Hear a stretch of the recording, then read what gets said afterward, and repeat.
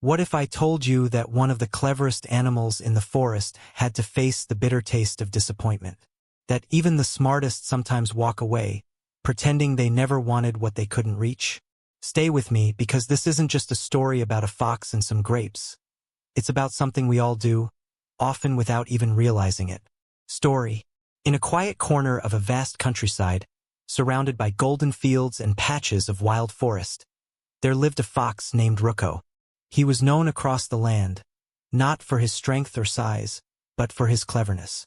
He could sneak through a hunter's trap, outwit a group of hounds, and find food even in the harshest of winters. Animals in the forest whispered stories about his tricks and tales, some true, others exaggerated. But there was one thing Ruko didn't like to talk about: failure. One blazing summer afternoon, when the sun hung like a burning coin in the sky and the earth was dry and cracked, Ruko wandered out from his den in search of something cool, something juicy. The streams had thinned to trickles, the rabbits had burrowed deep, and the fruits on the forest floor were either picked clean or rotting. Hunger made his stomach curl. That's when he smelled it, sweet, fragrant, full of promise. He followed the scent through the tall grass, past the fallen logs and chirping cicadas, until he reached the edge of a small farmhouse vineyard. Beyond the wooden fence, hanging over the side, was a vine. And on that vine were the most beautiful grapes he had ever seen. Deep purple, full, round, and shining in the sunlight like tiny jewels. They hung in thick clusters just above the fence, swaying gently in the warm breeze. Ruko's mouth watered. He licked his lips and chuckled to himself. "This," he said, "is a reward for the patient." He looked around. The farm was quiet. No humans, no barking dogs. Just silence. Carefully, he stepped up to the fence, scanned the vine, and then jumped. His paws barely scraped the lowest leaf. He landed with a thud. "No matter," he said. "First try is just for measure."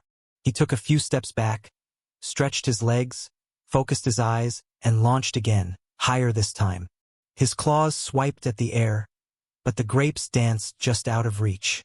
He fell back to the ground, now panting slightly. Still, he grinned. "Cleverness, not strength," he muttered. So he tried again, and again. He climbed a nearby tree stump, leapt from it, missed. He gathered sticks, stones, anything he could stand on, but everything wobbled or broke. He even tried using his tail to flick the vine, hoping the grapes might fall. Nothing. Minutes turned to hours. His tongue hung out of his mouth now, dry and parched. His paws ached. Dust clung to his fur. The sweet scent of the grapes was no longer tempting. It was torture. But what hurt more than the hunger was the truth growing inside him. He wasn't going to get them. Ruko stood there, looking up at the vine one last time. He could feel the weight of his failure pressing on his back. But pride is a strange thing. It doesn't like to be seen with empty paws. He sniffed loudly and turned up his nose. "Those grapes," he scoffed. "They're probably sour anyway." And with that, he trotted away, his tail high, his heart low. The grapes stayed on the vine, untouched. The wind blew gently through the vineyard, whispering secrets that Ruko didn't want to hear. Ending, the moral. Sometimes, when we can't have something we deeply want, instead of admitting defeat, we convince ourselves it wasn't worth wanting in the first place. But pretending something is unworthy doesn't change its value. It only reveals our fear of failure. Moral of the story: it's easy to despise what you cannot have. But the real strength lies in trying, failing, and learning, not pretending.